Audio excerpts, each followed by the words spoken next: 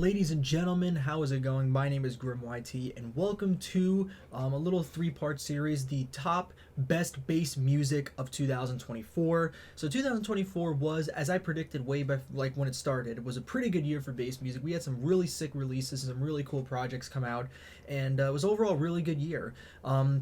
So I've decided to split my videos into three parts. So we have the top 5 best bass music albums, top 5 best bass music EPs, and the top 10 best bass music singles of the year. This video here, we're talking about the top 5 best bass music albums of the year, full-length projects. And there's quite a few bass music albums that came out this year. I was looking through my playlist and there was quite a few albums that came out this year. A lot of them didn't make the list. However, these 5 were my favorite. These 5 are all excellent in some way, shape, or form. And yeah, they're all really great. So yeah, without further ado, let's dive in.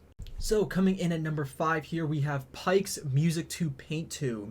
Now, Pike is a producer who has come up very, very recently, obviously. An unknown masked producer, like that of Sanzu or Chango, or Toxate or one of those, obviously.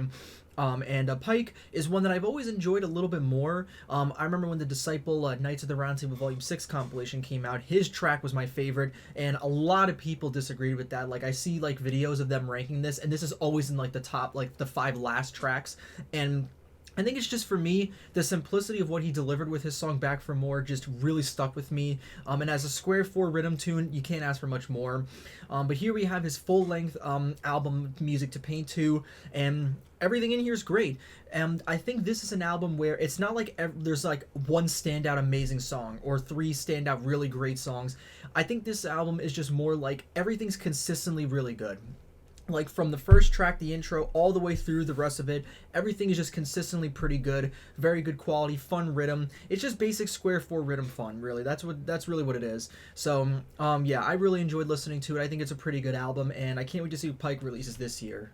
Coming in at number 4 here, we have Sudden Death's Harbinger. Now, I called this an EP when I did a review video on it this year, or last year. I called it an EP, but I think this is a full-length album, so I'm going to say it's an album.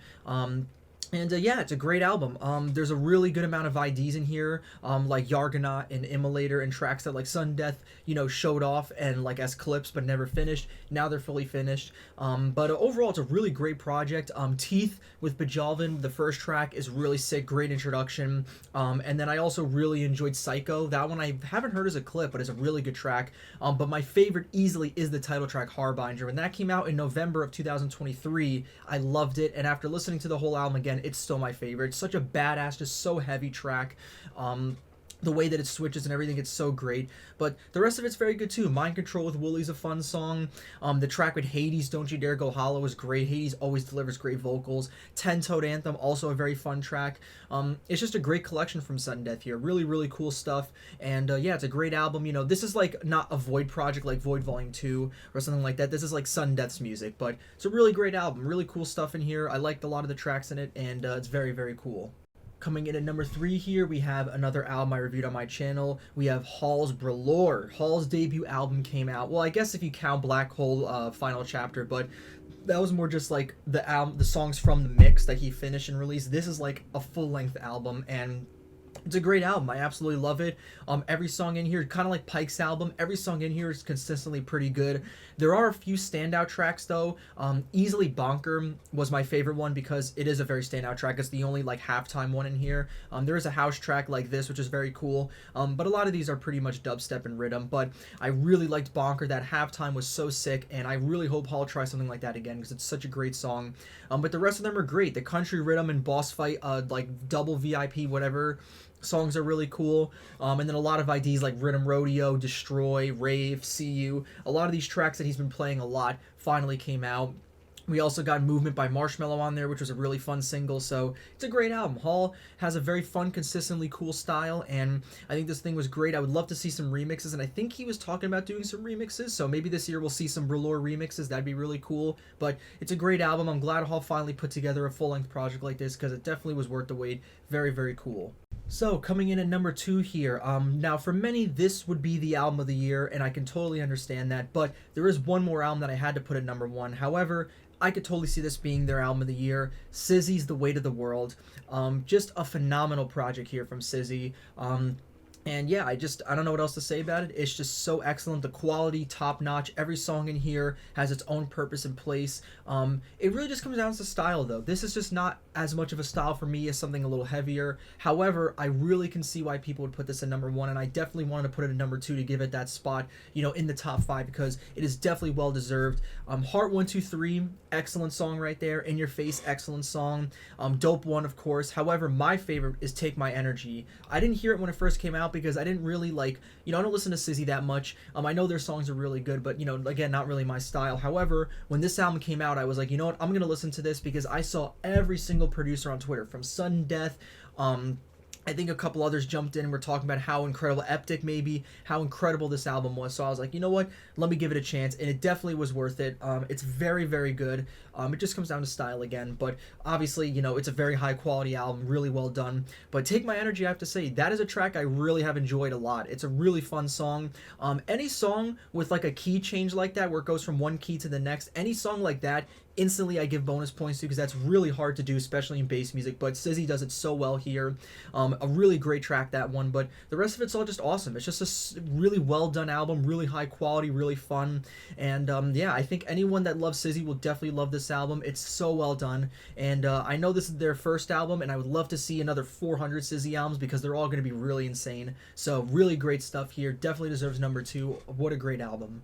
However, number one here, this album I think definitely deserves to be in number one, at least in my opinion. Like, quality-wise, SZA's album definitely is like out there, so well done. However, in terms of the idea and in terms of just overall the project with this album, this had to be number one. Copandorum's La Fin Absolue du Monde had to be number one here, guys. I reviewed this album back in November when it first came out, and I still think it's the best album of the year, easily. I know it came out very late, but it's still the best album of the year, in my opinion, 100%, because for Code Pandorum to end 2023, switching back to Code Pandorum from Inhuman, and then throughout 2024, creating a few songs here and there as Code, to then creating this full-length album here, all of it is just so top notch, and the album itself is phenomenal. I reviewed it back in November, like I said, and I loved it then. Still love it now.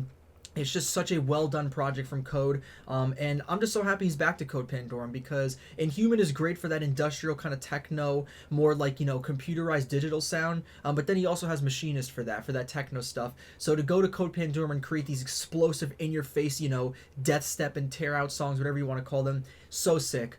The four that I definitely love from here: Cement Garden, Desolation, Klaufbauf, and Mark of Agony. Those four were my easy favorites. However, everything else in here is just amazing. So it's such a great album. Like I said, it comes to stylistically, I think these two albums, this one and The Weight of the World, are both very, very high quality, but I just love this heavy, dark sound more than SZA's more colorful, upbeat album. So that's why this is number one. But both of those albums are like phenomenal, by the way, trust me. But I just like this one more, especially because I love Code Pandorum, and I'm so happy he's back to this kind of style and sound. And it paid off, because this album is phenomenal. I think he was also talking about remixes like Hall was, so hopefully we get some remixes of these songs, because I remember his Arrival album as Inhuman had some great remixes. So I hope this one has some remixes too. But yeah, like I said, this has to be number one, best album of the year. So well done, love it from back to front, and it's just a great project overall. Yeah, that's pretty much it, guys. That's the list. Yeah, there were some great albums this year. There's quite a few that I enjoyed, but weren't really enough to be in the top five. However, these five are all excellent albums. So yeah, definitely really enjoyed all of them. Hopefully this year we get some other great albums from some other producers. So yeah, next video we're gonna be doing the top 5 best EPs of the year. So definitely check out that, and then the next one after that, top 10 best singles. So yeah, that's pretty much it, guys. Hope you all enjoyed. Let me know, though, in the comments, what was your favorite album of the year, because there's probably some albums that I haven't checked out, maybe some that I have that I might re-listen to, so let me know in the comments. But yeah, thank you all so much for watching. See y'all later. Peace.